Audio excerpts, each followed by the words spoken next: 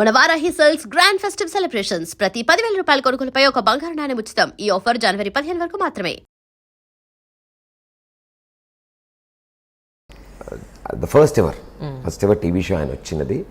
ఆయన అడగడం, ఆయన ఒప్పుకున్న వెంటనే అవునా సరే అయితే డన్, నేను చూస్తాను నేను అని ఆయన ఒప్పుకుని వచ్చిన తర్వాత యాక్చువల్లీ నాకెంత ఇదంటే ఆయన ఒప్పుకున్నారని తెలిసినాక ఐ వాజ్ వెరీ హ్యాపీ. ఒక టెన్షన్ ఉంటుంది లోపల. టెన్షన్ ఏంటి మేడం, అసలు నాకు ఏం అడగాలి.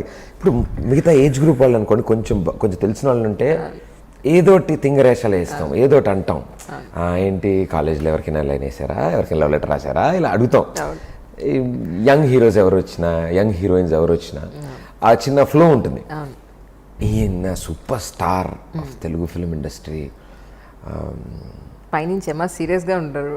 అంటే ఆయన very reserved and fair handsome tall ముట్టుకుంటే మర్చిపోయాను అంత నీట్గా ఇలా ఉన్న వ్యక్తిని ఏమడుగుతాం అంటే హీస్ లైక్ కృష్ణ గారి అబ్బాయి, చిన్నప్పటి నుంచి యాక్ట్ చేశారు, ఎక్కడి నుంచి స్టార్ట్ చేస్తున్నా ఎలా చెప్తాం. ఆయనకి బోర్ కొడుతుందేమో చెప్పి నేను బోర్ కొట్టించకుండా ఎలా అడగాలి, ఏం చేయాలి. ఎవరికి తెలియని విషయం ఏంటంటే సెక్యూరిటీ రీజన్స్ అంటే ఆ షో ఆ టైంకి ఆయన దగ్గర టైం లేదు.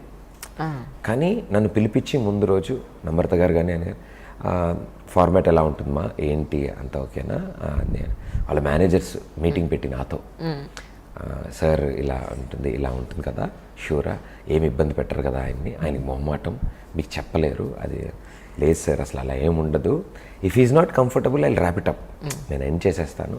అంటే ఆయన ఒప్పుకున్నారు కాబట్టి ఇట్స్ మై ప్రివిలేజ్, నేను చేయాలి ఇది అని. ఆయన కోసం ఆ ఒక్క ఎపిసోడ్ కోసం నేను విడిగా మళ్ళీ సెట్ వేసాను నా షోది.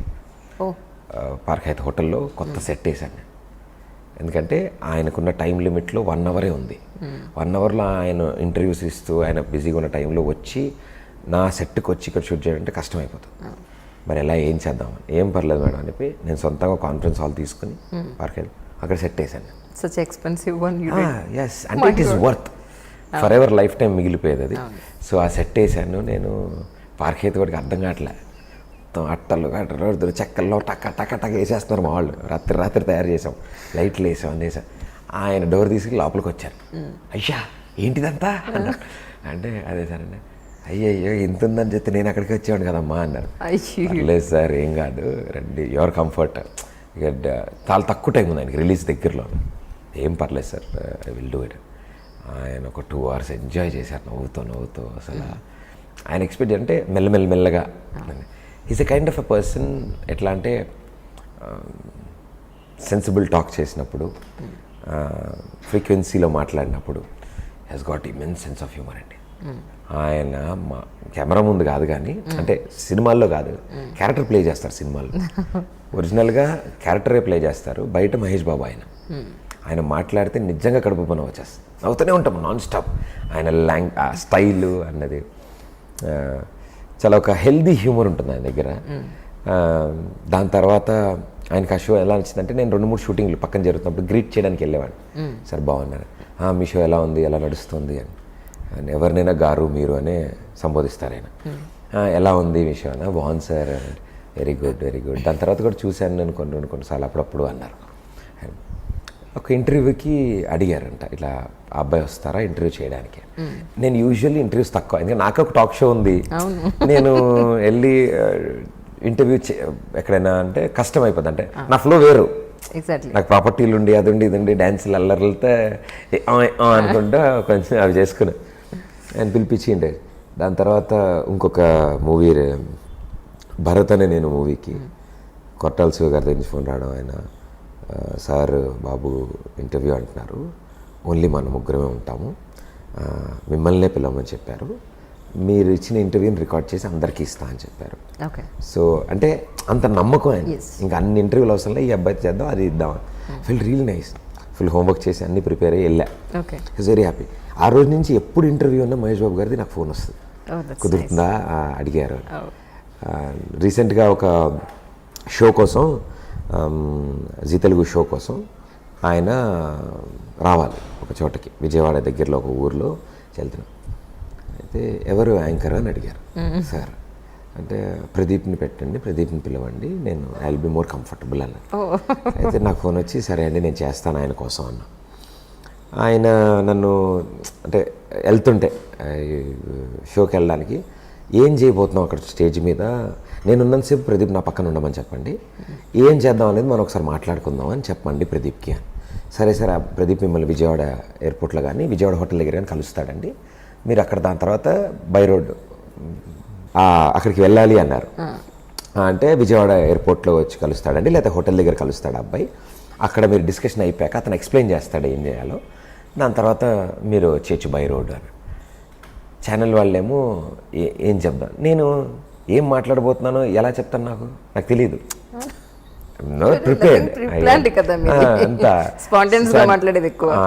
అదే చెప్తాం అనుకుని నేను చెప్దాం అనుకున్నా. ఎంట్రీ ఇలా ఉంటుంది, we will talk about this topics, ఇవన్నీ చేద్దాం. చాలా బాగా ప్లాన్ చేశారు మా ఛానల్ వాళ్ళు పాపం. సరే అంటే నాకు ఫోన్ చేశారు, ఇలా సార్ కలవాలన్న. ఓకే మహేష్ బాబు గారిని కలుస్తున్నాను, ఓకే ఓకే ఫుల్ విన్నా. అంటే మళ్ళీ 1 అవర్లో ఫోన్ వచ్చింది, లేదు సార్ విజయవాడ కలవరు, హైదరాబాద్లోనే సార్తో పాటు చార్టెడ్ ఫ్లైట్లో నేను కూడా రమ్మన్నారు. ఇదేంట్రా తంతే ఎగ్గిరెళ్ళి బుర్రలు పడ్డా నేను ఎగ్గిరెళ్ళి, ఇదేదో ఇంకా బంపర్ ఆఫర్ ఉంది, ఇది బాగుంది. ఇది నేను బేగంపేట ఎయిర్పోర్ట్లో వెళ్ళాను, సార్ అప్పుడే వచ్చారు. నాకు ఇంక ఎయిర్పోర్ట్, నా పాత ఎయిర్పోర్ట్ ఇవేం గుర్తులేవు. ఆయన వెనకాల ఆయన చూసుకుంటూ నడుచుకుంటూ వెళ్ళిపోతాను. చార్టెడ్ ఫ్లైట్లోకి ఎక్కారు, రండి ప్రదీప్ కూర్చోండి అని. ఓకే ఓకే ఓకే అని కూర్చొని ఫ్లైట్లో 3-4 ఉన్నాం, చార్టెడ్ ఫ్లైట్ 8 సీటర్ కూర్చుని ఓకే కాఫీ టీ ఏదైనా. ఈయన నన్ను అడుగుతున్నారు, ఏం వద్దు సార్ నాకు కడుపు నిండిపోయింది, హ్యాపీగా ఉన్నాను నేను, ఇంకా 2 రోజులు భోజనం చేయక్కర్లేదు. ఇక్కడికి సరే ఏంటంటావు ఎలా ఏంటి అని. ఏం లేదు సార్ ఇది ఇట్లా అనుకుంటున్నాము, బుర్రిపాలెం ఆయన తీసుకుని అడాప్ట్ చేద్దాం, ఆ ఊరి నుంచి కొంతమంది తీసుకుని. అయ్యో వాళ్ళని ఇబ్బంది అంత దూరం నుంచి వచ్చారు. లేదు సార్ అంటే థ్యాంక్స్ గివింగ్ వాళ్ళు రావాలనిపించింది, పట్టు వస్త్రాలు ఇద్దాం అనుకుంటున్నారు, ఇలా అంతా ఫార్మాట్ అంతా ఇలా అనుకుంటున్నాము, కొన్ని ఏవీస్ తయారు చేసాము, మీరు ఆడియన్స్తో ఇంటరాక్ట్ అయ్యేలా చేద్దామని, అండ్ కొన్ని సీరియల్స్ లాంచ్ ఉన్నాయి అవి కూడా మీ చేతుల మీద చేద్దామని. సరే అయితే తప్పకుండా అవన్నీ చేద్దాం అయితే రైట్ అన్నారు. అంతే 5 నిమిషాలు మాట్లాడారు. ఇంకా దాని తర్వాత అంతా నార్మల్ కబుర్లు, ఏ విషయాలు ఏం జరుగుతున్నాయి బయట, హౌ ఇస్ లవ్, టీవీ ఎలా ఉంది, ఇది ఎలా ఉంది, షోస్ ఎలా నడుస్తున్నాయి, సినిమాల గురించి. నేను ఆయన సినిమాలు ఊరినే డైలాగులతో మాట్లాడుకోవడం అలా సరదాగా అన్నీ మాట్లాడుతుంటే ఐ వాజ్ వెరీ హ్యాపీ. ఎందుకంటే ఎటు పారిపోలేము, ఎవ్వరం గాలిలో ఉన్నాం, మనం ఎంతసేపు మాట్లాడుకోవచ్చు హ్యాపీగా. ఇంకొద్దు యాపై ప్రదీప్ అంతా మాట్లాడుకోవచ్చు. ప్లస్ ఆయనతో ఉన్న టీం కానీ ఎవరున్నా కూడా అందరు కామ్గా ఇలా ఉంటారు కదా, వాళ్ళ సారు వాళ్ళ బాగా, నేను ఒక్కడే లోడ మాట్లాడుతున్నా, ఆయన నవ్వుతున్నారు. సో ఇది బాగుంది. సో బ్యాడ్ లక్ ఏంటంటే అక్కడ దిగే టైంకి వర్షం పడింది ఈవెంట్లో. సో 2-3 అవర్స్ అన్ని ఎలక్ట్రికల్ అన్నీ ఆపేయాల్సి వచ్చింది, కెమెరా ఎల్ఈడీలు. సో ఆయన రాకముందే అయిపోయింది. సో అన్నారు అయ్యో మనం ఐ కంపెన్సేట్ దిస్, మళ్ళీ ఎప్పుడైనా చేద్దాంలేండి అని. పాపం అంత దూరం వచ్చిన ఆయన మళ్ళీ రిటర్న్ అలాగే కార్లో వెళ్ళి ఫ్లైట్లో వెళ్ళిపోయారు ఆయన. సో గుర్తుండిపోయే మెమరీస్ అంటే నేను చెప్తున్నా కదా, this will be one of ఆ పేజెస్, ఫస్ట్ పేజ్లో రాసుకున్నాను. ఆయనతో నేను ఫ్లైట్లో ట్రావెల్ చేయడం, 1-on-1 ఇలా ఎదురు కూర్చుని కబుర్లు చెప్పుకుంటూ. Is a wonderful person. And నా షోకి ఒప్పుకుని రావడం అంటే అదే ఫస్ట్ పరిచయం నా షోకి వచ్చింది. అండ్ ఇప్పుడు నా నీలి ఆకాశం సాంగ్ లాంచ్ చేసే వరకు it's been a true sweet heart. పాట ఫస్ట్ ఆయనే చూశారు, ఇంకెవ్వరు చూడలేదు పాట. సినిమా అంతా అయిపోయాక ఆయనకి ఇలా చూపించాను, సార్ ఇట్లా సాంగ్ అవునా, గెటప్ నువ్వు అని ఇట్లా చూస్తున్నారు, షార్ట్ రెడీ అనేది చెప్తుంటే ఆపమన్నారు, ఆపి మొత్తం చూశారు ఆయన. సాంగ్ అయితే చాలా బాగుంది Pradeep, I really like it. Sir మీ చేతుల మీదుగా లాంచ్, మొట్టమొదటి అడుగు సార్ ఇది నాకు, మీ చేతుల మీద లాంచ్ అది తప్పకుండా చేస్తాను నేను. టెల్ మీ ముహూర్తం ఏదైనా ఉంటుంది కదా, అవన్నీ చూసుకుని ఏ రోజు అనుకుంటాను నాకు చెప్పు, నేను లాంచ్ చేస్తాను అన్నారు. ఇచ్చిన మాటకి నేను అనుకున్న day he was not in India, యుఎస్లో ఉన్నారు. నాకేమో అయ్యో ఆయనతో చేపిద్దాం అనుకున్నాను, ఆయనకి నచ్చింది, ఎలా అనుకుంటా. ఆ టైంలో ఆయన రీచ్ అవ్వడం జరిగింది. బై ఫోన్ నమ్రత గారితో ఇలా మాట్లాడి ఇలా ఇది సాంగ్, నాకు గుర్తుంది ఆ సాంగ్, ఇట్స్ వెరీ నైస్, నేను ట్వీట్ చేస్తాను చెప్పండి, టైం చెప్పమన్నాను.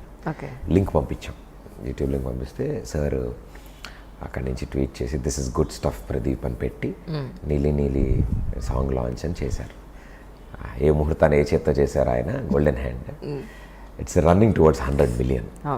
ఒక చిన్న హీరో, ఒక చిన్న వ్యక్తికి ఒక చిన్న సినిమాలో నా మొట్టమొదటి సినిమా, మొట్టమొదటి పాట ఇలా 100 మిలియన్కి వెళ్ళంటే నాకు తెలిసి ఈ బంపర్ ఆఫర్, ఈ సదవకాశం ఏ హీరోకి రాదేమో అనిపించింది నాకు. And for more videos, Please subscribe to iDream. Please subscribe to iDream. Please subscribe iDream. And please subscribe to iDream.